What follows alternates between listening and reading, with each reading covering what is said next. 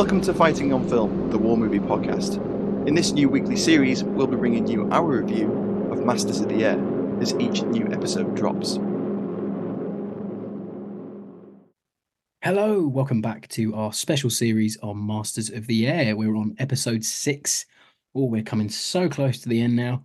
I can see the VE Day flags already.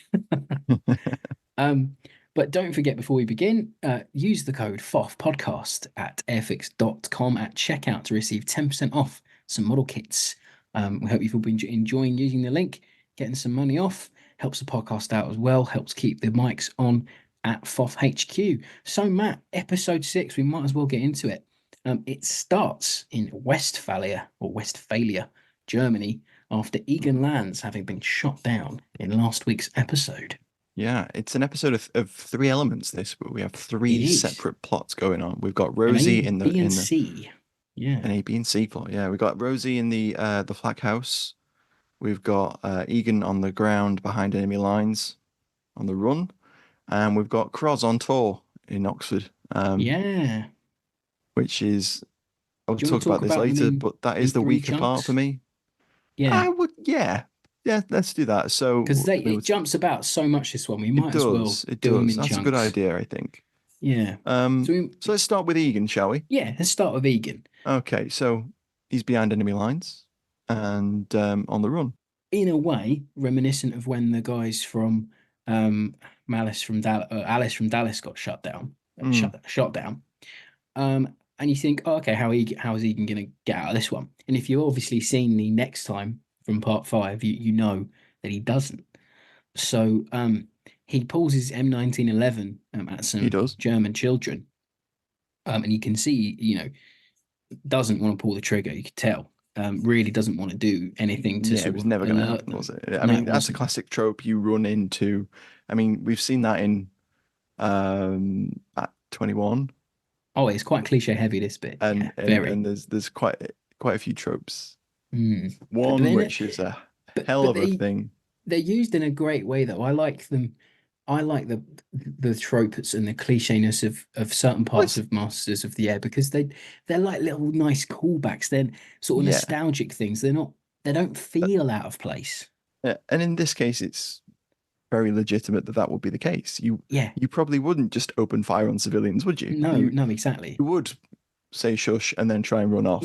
Yeah. So the Germans shout Americana at him. It's all very commando book. Then he's chased by two farmers with shotguns. I assume they're the kids' parents or dad and uncle. And then he gets captured, and there's this great line. I was just talking about the cliches there. He says, "For you, the war is over." Ooh. Lovely. I loved it. It's proper commando, valiant stuff. He's learned that in English, especially. Yeah. In case he needs to tell an enemy. Just in case.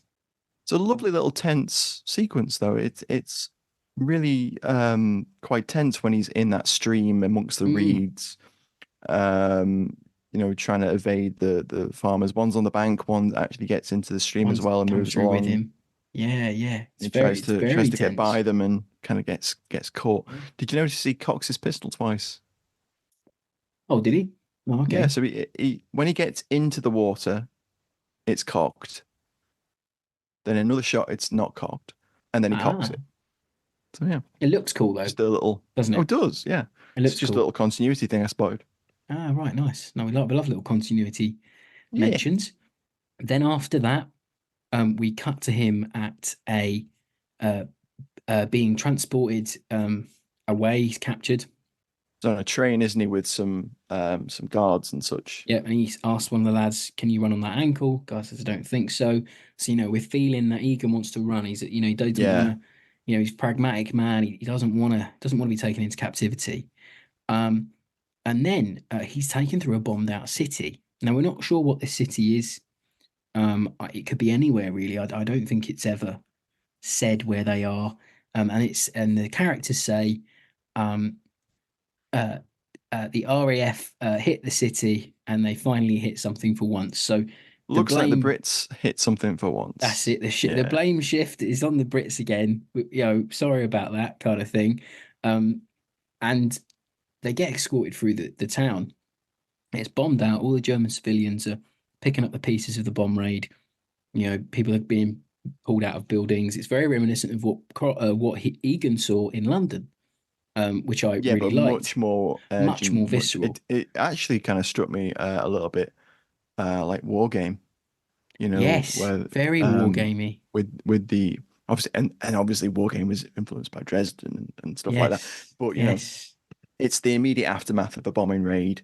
it is. The blood's up, the civilians are pulling their Mm, dead and wounded out, there's screaming, there's crying, yeah, and it is people being affecting, tended I to. think, to see the German side of the bombing. That we not Mm. don't often see it, not No, it's represented true. in film at least or TV. And they're called terror flyers by the locals. I can't Terrorflieger, something like that. My German isn't what it used to be. Terrorflieger, and then the crowd sort of swells and they all get around them, and you think, oh gosh, it's going to be some. They're all Is there going to carrying be a bit of shovels and picks and yeah, all quite like a mob mentality. And one of the pals gets attacked. A young German shoots at them. I think he's like a young Hitler Youth member or something. Quite young well, lad. He no. pulls So a what happens is like they're attacked by the crowd. Someone breaks a bottle. Someone That's gets it. stabbed. Someone gets a knife out and stabs one of them. So that they literally begin killing the captured airmen, um, in this rage of having their homes destroyed and their families They're killed. venting, aren't they? They're venting their Yeah, anger. exactly. Yeah. It's they're avenging the raid that they've endured. Um, and then it gets to a point where an officer almost starts to intervene, but then a superior tells him, "Don't stop them. Yeah. Let them carry on," And because the then you've got guards the then get him sort of uh, yeah, almost between the two, but then they move yeah. away and And let the there's crowd go. the other And German then soldiers there then the say, officer, why are you protecting them? They're Terrorflieger. Why are you protecting them? then the Um, German officer pulls a pistol and yeah. shoots one of them. And then we get another great trope, turns to Egan, aims at him, pulls the trigger, gun's empty, Click, click, click. and then someone Yeah. hits him over the back of the head with a shovel. Knocked out. Yeah. Yeah. And that It's a seems really very interesting scene. I like that I, scene a lot. I did a quick bit of research to see if there was any, examples of that happening that have been written about. I couldn't find any, but I'm Mm. sure there's some basis to it and I it's out there couldn't, but there somewhere. must be. There must be Yeah. somewhere. I'm assuming it could have happened at It's least probably once. it'll be in Miller's book, I'm Of sure. course, yeah. I haven't read into it, but it's a very No. effective, very affecting Mm. little It sequence. really, really is. And then we have Egan's body is later dumped in the woods after he's That in itself is another great little scene where mm, there's a guy that is completely dazed reciting the Lord's Prayer, and you're yes, thinking, shut yeah, up. we're gonna blow it here. Yeah, And the Germans, when they find a spot they want to bury these half a dozen American airmen, he goes, "Oh, one's still alive, better finish him off." And they hit finish him him there off, with a and then shovel. Yeah, Egan rolls off the cart when they go to dig the grave, yeah, and they see him running, and they go like, "He won't get far." yeah. Um, Yeah, and he's got this it's a massive welt on his eye. He's mm, really out of it. And you wonder, is that it for Egan? If you don't know the history, obviously it's quite scary. And then he's found by I think there's some German police, I think, yeah, and he's taken to a transit camp and interrogated by I think a Luftwaffe officer. And then they're talking about things like baseball. Are you a fan of the World Series? Do you want to know what happened? And clearly the man's trying to lull him into a talking about his group. They know who Egan is. They know he flies with a yeah, hundredth. And then he asks Egan about Buck, and obviously that affects Egan. You can see it. And he thinks Egan's a spy. Gives him this whole spiel of, well, I'm being nice to you. The SS won't be as understanding. That you won't get away as nicely with me. And Egan just gives him his rank and number and doesn't give anything up. mm. Um, and then later he is processed to um, Stalag Luft a 3. Stalag 3, yeah. But before that, there's a scene where they're being moved to a train to go to the Stalag. And then as they're getting into the train, they see a train full of Jews headed to a death camp. Mm. And that is quite shocking. Um, and it's like it's hard to explain it. I like is the wrong word, but I appreciate the two trains intersecting One's going one way, one's going another, and we know one camp is one way and the other camp is another way, and either one you don't want to think about. But it really affects. You can see it really affects Eagan. It really affects the airmen that are being going to be processed to the Stalag. And one of them runs. He gets shot. Bundle them all in the train, and that's quite affecting. And then the next time we see Eagan, right at the end of the episode, Eagan is finally at Stalag 3, and they're being brought in, and there's all lads that come to the gate, and they're all being like, "Oh, hey, 293rd, 300th, and whatever." They're calling out their bomb group names. Yeah, trying to find friends. Trying to find mates and friends and fellow crewmen. And then you see Crank and Merv, and Egan's kind of out of it, really. I think it's this whole thing has really got to him. Because it's the end, really, for him, isn't it? It's that's his him, war the war literally is over. Exactly. And then you get this lovely shot when he realizes that it's Crank and Merv. And he's, "Oh, Crank, Merv, brilliant. Where's Buck? Is Buck here?" And then you get some of the best lighting that anyone's ever afforded in this series, where I think he must have lost a bit of weight for the scene, because it looks like he has anyway, to me at least. Buck finally says, "John Eagan, you're 2 o'clock." And he's lit up beautifully, his skin's immaculate. Oh, he's such a movie star in this scene. Old Butler. And they're reunited. And he said, "What took you so long?" And then you get a really funny line that I like. It says, "Welcome to Stalag 3, gentlemen, where you'll spend the best years of your wives." And I love that line again. That's that beautiful. featured Great extra line. laid it on thick. Yeah, love it. Egan's plot, Egan's arc this episode, very good. We see the other side of becoming a prisoner of war, being processed through to a Stalag.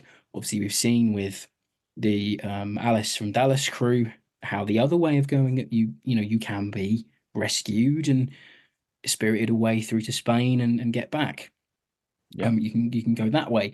So I really like seeing that. So I think that brings us on to our second plot this week, which I think we'll do. Do you want to do Rosie, or do you want to do Cross? Let's do Rosie. Let's do Rosie. I think I'm working out. Matt wasn't a fan of the Cross the Cross arc. Pilot the Bombardier.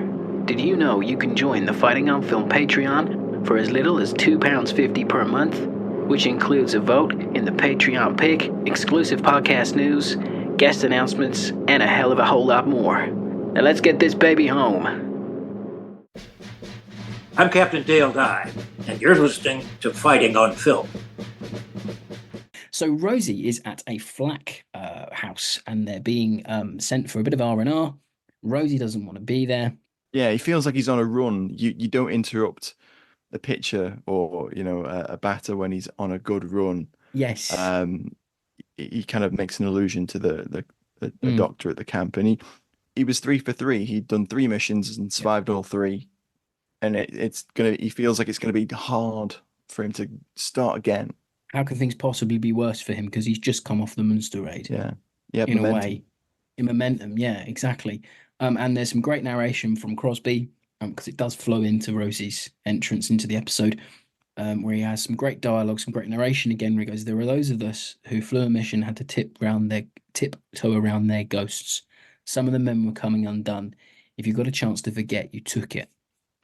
And that's amalgamated. That's not the full line, but it's great.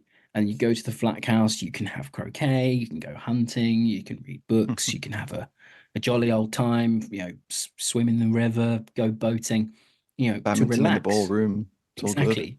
As the lady says to them, R&R here is the order of the day. But it's clear Rosie does just not want to be there. He doesn't see the point of it. He doesn't appreciate the opportunity being given to him, I think. And you have a scene later on where Rosie's walking through the grounds, and he goes to go into a little garden, and he sees, I think it's one of his crew or one of the crewmen.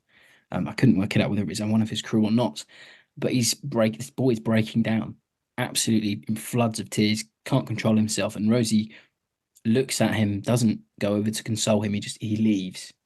Yeah. And then they have another scene later on. Rosie's struggling in the Flak House still. He can't sleep. He just doesn't feel right being there. And he talks about his bombing experience to one of the staff, who's also a bomber crewman. And so he knows what he's going through. And the guy says to him, human beings weren't made to be this way. And then Rosie gets quite defensive and he says, well, you see people being persecuted, segregated, you have to do something. And he says, this right here is exactly what you don't do. Croquet, you don't go on talking about it, crying about it. If you get back in the seat and you finish the damn job.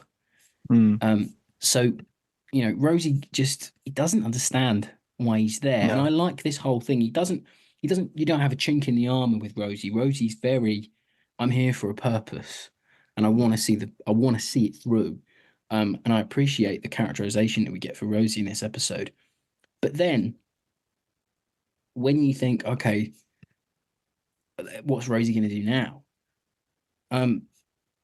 He's playing cards with his crew and some other men, and they get this. There's this beautiful scene. The dialogue is really lovely in the scene where the crew's talking about Rosie humming the chant by Artie Shaw in the episode previously, which I've been listening to non-stop since I heard it because it's a banger for the 40s.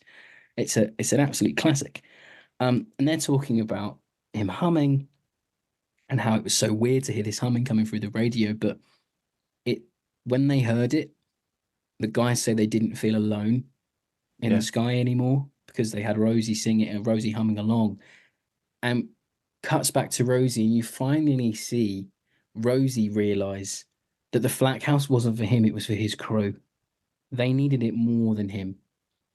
And then there's a story that starts to get told, and we cut back and we're at Thorpe Abbott's, and the men are recounting the stories told to them. And it's a lovely little scene, really humanizes everybody. Yeah, it shows you again the weight of everything that's going on. And then it ends, Rosie's bit ends with he goes back to Rosie's river, the bomber. He's feeling it up, ready to go up in the air again, feeling the wing, feeling the side.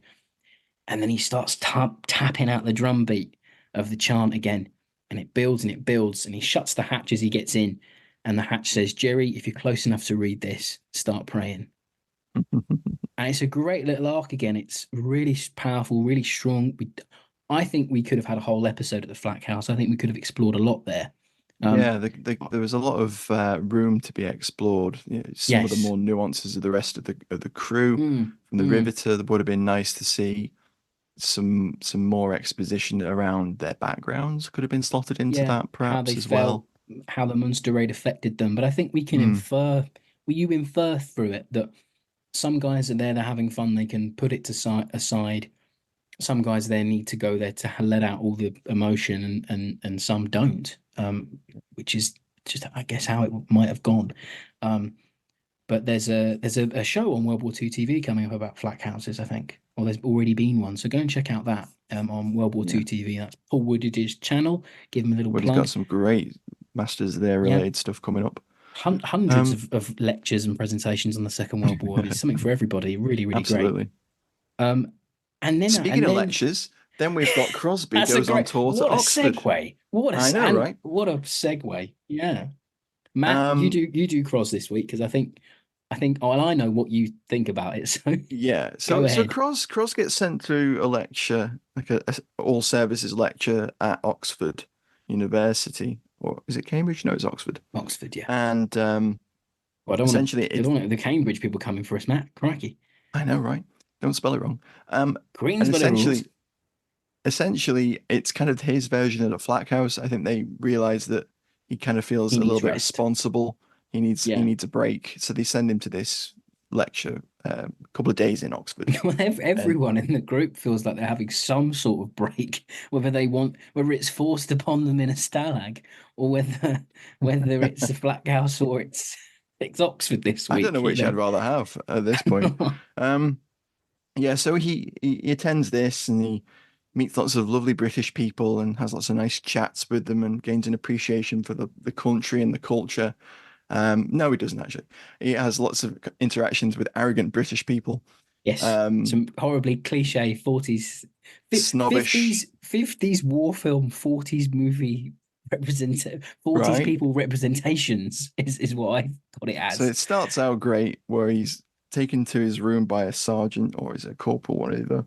Corporal, I And he think. says, you're rooming with Subaltern AM West House, or whatever her name is. Westgate. Westgate, thank you. And Cros pronounces Subaltern wrong. And Yeah. the corporal repeats it back to him twice until he Subaltern. gets it right. Subaltern. Yeah. And I like that scene. It's funny. It's funny. I like the fact that they're including subalterns, and it Yes. kind of gets them in, gets the ATS and stuff into the story, and explains the rank system and stuff, which was purposely made different to the regular British Army's ranks system, which is interesting. And then we meet her later on, and they hit it off, and they have a bit of a they kind of hit it off over a drink. There's a lovely scene where he meets her and he's in his birthday suit, for want of a better word. Yeah, so and he's at the mirror, isn't he? Yeah, he's giving it the taxi driver kind of. You talking to me? Yeah.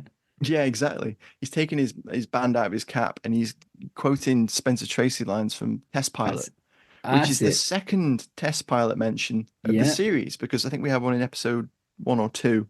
I love the references to old cinema. Yeah. In this, I love it. I mean, last week we forgot to mention it, but we had the guys literally watching an Abbott and Costello film. Again, pretty cool. Yeah. So yeah, they hit it off. He has that great little interaction where he's just in his skivvies and a hat, and it's very embarrassing for him, and it's quite a funny little scene. Then there's an interaction, sort of drinks after one of the lectures, where there's a British officer who is arrogantly, kind of resentful about Yanks coming over here, stealing our women, etc. Overpaid, oversexed, over here. Heard it a million times.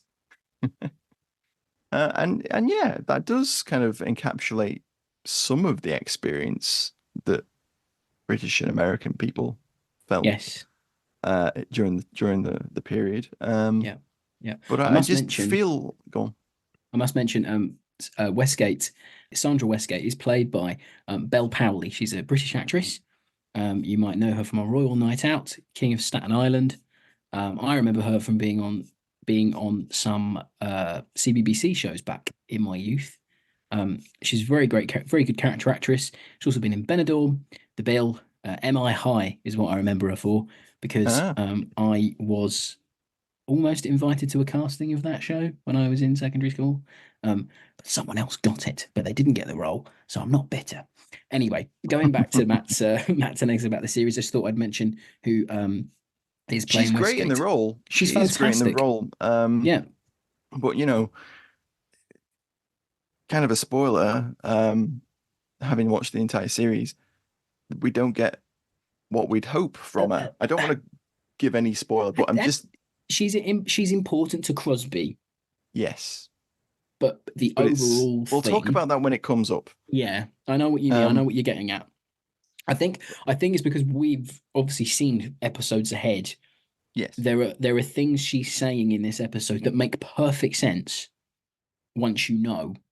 But when she's saying them now, it's horrifically obvious. The best scene of the two of them is when they're having a drink next to the fire, and he admits that he feels responsible for all of his friends' deaths because he plotted the route. Talks a bit about Bubbles, and she explains that it's not his fault, it's actually the fault of Hitler because he started this. Well, yeah. And it's she cuts him off, and she's like very forceful with it. Yeah. And it's that was a very good scene. I like that. But for me, the entire Crosby arc in this episode, we could have left it out and had more in the Flak House and more in Germany. I see that. Because I don't really think, although it grows Crosby's character, which is great, and I love the character, we could have done that in another way. We could have had him writing a letter to his wife. We could have had it in another form of exposition. We could have had a truncated version of him meeting Westgate. It just went on. It took up a little bit too much of the space of the episode for me. Yeah, I was. the episode That's my wouldn't have final been hurt thoughts if it had coming been in. cut out completely. Mm. They could Like have I got the like. exposition across in other Mm. ways elsewhere. Like I like the character, right? I like the acting of Belle. I like what she does with what she's given because I think she's Mm. very much like sort of what film am I thinking of? Matter of Life and Death, quite Hmm. sort of Yeah. 40s cliche woman, and that's absolutely fine. I don't think it detracts from her as a character. I just sort of felt like her lines were some of the most clunky this Mm. week. And I that's thought a number of the elements were a yeah. little clunky. Like they shoehorned them gate crashing a party in, Yes. and that felt very rushed, sort of thing. And there was a singer there singing that Tear the song. fascists down. Yeah, Which which is nice, but that wasn't exactly the vibe of the party right up into that scene. I don't know why that bothered me. It just kind of did.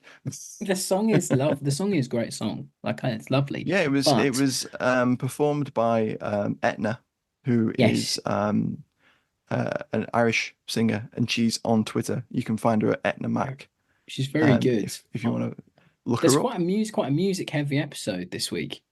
Um, but I don't know. I'm not the biggest like montagey lover.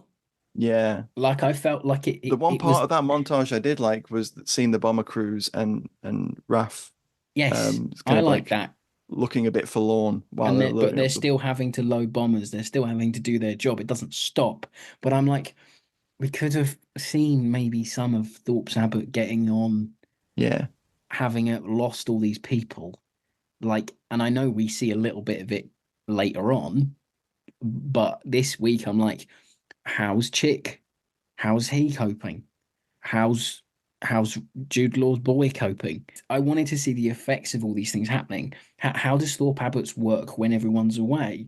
What maybe we could have had an episode of just the flight crews getting everything weirdly having to still prep the bombers, still yeah, scrub the tarmac down, all these minutiae bullshitty things that you still have to do, even though you've lost 13, 15 bombers on one raid, and then the guys go up again and they don't come back. And I just maybe feel like we could have had a bit more of that this week. Um, yeah. but then saying that, I do still enjoy this episode, but my main criticism of it really this week is there's a lot of people going through a lot of things concurrently, and sometimes sacrifices have to be made in order to tell a story, in order to get the narrative moving. But Mm. I felt like this week you're tackling a lot of things, and I think maybe you hung on a little things a little bit too long here. Maybe the edit could have been a bit quicker there. Like, and I understand it must have been an editing nightmare, the amount they must have to cram into these episodes. But I just think it's a slower paced episode of the series for me.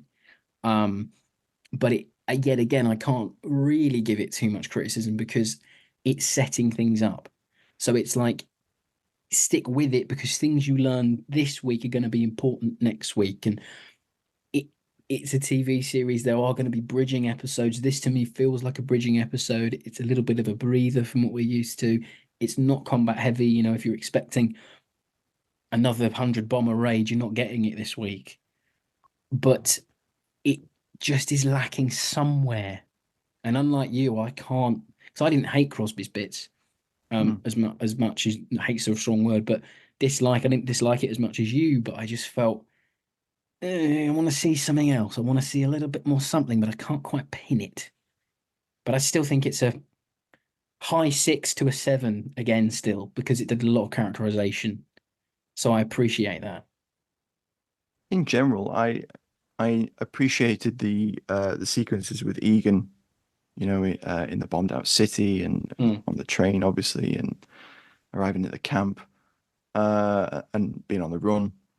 I I did feel we could have had a little bit more of the Flak House. Felt like we got a little bit too much of Crosby, and I guess that might be because they're leaning on the fact that they had his Crosby memoir. hater this week. No, not really. I like the Only character. I think kidding. the performance is good, and it did give his character a bit of growth. We'll see a bit more of that later on as well, in the way he copes with stress and Mm. and the way he behaves. But I do think if they'd cut out a chunk of the Crosby element, we wouldn't have lost anything. In general, the episode is cohesive despite being 3 arcs. That's a lot to be dealing with, but it does remain cohesive throughout, so it does work. Yeah. Although it felt slow in places to me, which is remarkable considering the cramming so much in. Yeah, exactly. It's a really tight 50 minutes, but it felt rewatching it now for a third time. I'm like, okay, come on, we've seen the important part of this bit. Let's get going. Yeah. But obviously, I've got the luxury of having seen it a few times. Yeah. But it's maybe that's just me. But no, and still another decent episode. You know, there hasn't been a duff episode yet for me, really. And I have got in my notes here somewhere that I think it sagged a little bit at some point from episode 5 onwards, but maybe we've not hit it yet. Or maybe I've just completely changed my view on this episode after rewatching it a few times. But who knows? Maybe. Yeah. So to round us out, I've got a little bit of trivia for you, Rob. According to the high street retailer John Lewis, searches for the B3 bomber jacket have increased 68% since last year. Wow. Would it be this year's must-have fashion item? The aviator flying jacket is flying off the shelves, apparently. Well, record searches for it. Of course. It's become that resurgent cultural icon. And it's a cool piece of alley kit, let's face it. It very much is. Like, I remember everyone scrambled around for jump jackets when Band of Brothers came out. People were scrambling around for HBTs when the Pacific came out. So to learn that people are not a surprise. Bomb happy for flying jackets is not a surprise for me. No. Somebody's going to make a nice little bit of chunk of change off the repro market, and they do look great. You know, I mean, they wouldn't look good on me because I'm a short ass, but you know, if you're tall and ripped, I guess you'll get away with it. I mean, you know, who don't love a bomber jacket? They look cool. If anyone's bought one, let us know. And if you've bought anything from Airfix, where you get 10% off if you use the code FOF podcast, all one word, all caps, and all caps. Let us know as well. Yeah, please do. But again, yeah, that was episode 6. We hope you're enjoying these mini reviews. Do stick around for the weekly Wednesday full movie lineup, which I think this week will probably be Zone of Interest that we went to see a few weeks ago. One not to be missed.